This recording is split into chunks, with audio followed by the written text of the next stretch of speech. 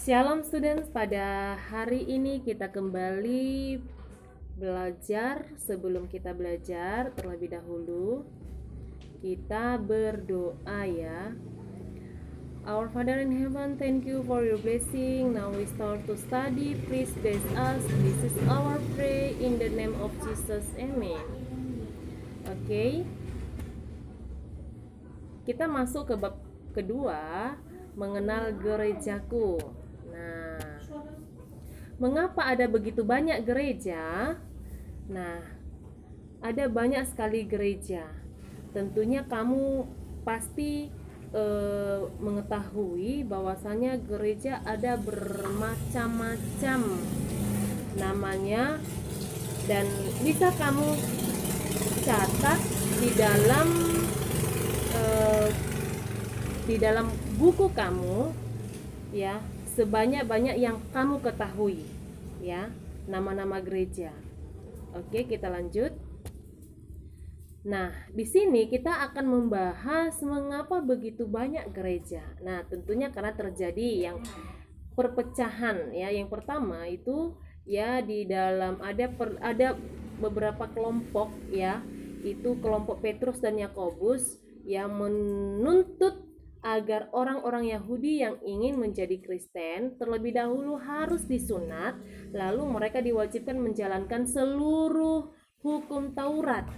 Ya, itulah itu adalah anggota yang dipimpin oleh Petrus dan Yakobus. Sedangkan kelompok yang dipimpin oleh Paulus tidak setuju. Mereka berpendapat bahwa untuk menjadi Kristen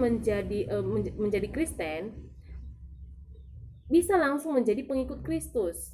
Orang tidak perlu menjadi Yahudi terlebih dahulu. Mereka dapat langsung datang kepada Kristus dan tidak perlu dibebani dengan aturan hukum Taurat. Ya. Nah, karena perdebatan itu, maka pada tahun 50 Masehi diadakan persidangan di Yerusalem yang dikenal sebagai Konsili Yerusalem atau Konferensi Apostolik. Pada akhir persidangan tersebut dicapai kesepakatan untuk memberlakukan peraturan sebagai berikut. Yang pertama itu harus menjauhkan diri dari makanan yang dipersembahkan kepada berhala. Yang kedua, menjauhkan diri dari makanan yang berdarah. Yang ketiga, menjauhkan diri dari daging binatang yang mati, dicekik, dan percabulan. Nah, itu bisa kamu baca di dalam Kisah Para Rasul 15 ayat 29. Nah, apakah setelah selesai kesepakatan tersebut sudah aman? Tentunya tidak. Masih ada perpecahan berikut, yaitu ketika anggota jemaat di Korintus membanggakan diri mereka dengan karunia roh yang mereka miliki. Ya, ada di dalam 1 Korintus 12 ayat 9 sampai 27, mereka bangga dengan karunia yang mereka miliki sendiri, seperti mereka memiliki karunia menyembuhkan. Ya, ada yang memiliki karunia yang memiliki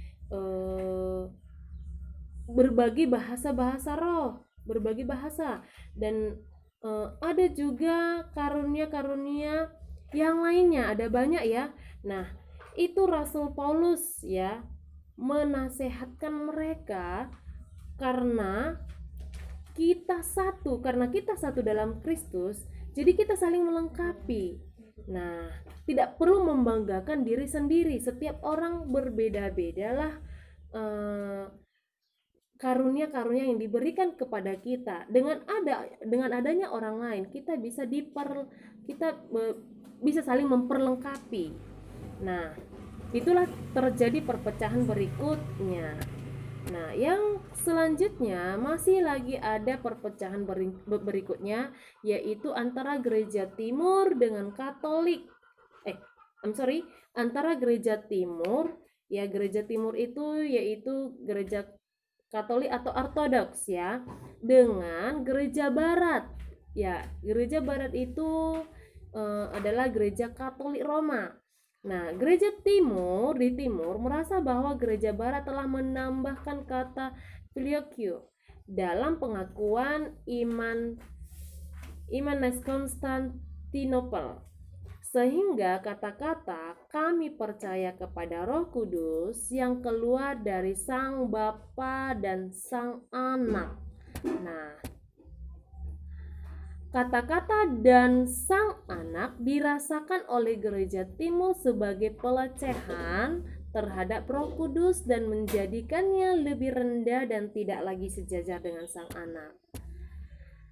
Nah, perpecahan lebih lanjut terjadi pada tahun 1517 ketika Martin Luther memakukan 95 dalilnya di pintu gereja di Wittenberg yang isinya mengkritik praktik-praktik yang dilakukan oleh gereja Katolik saat itu, seperti penjualan surat-surat pengampunan dosa, pengumpulan religi-religi orang-orang kudus untuk meningkatkan kesempatan untuk lepas dari api penyucian.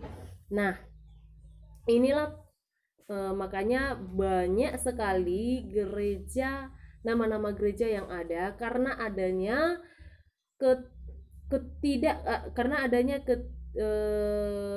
perbedaan pendapat setiap pemimpin gerejanya.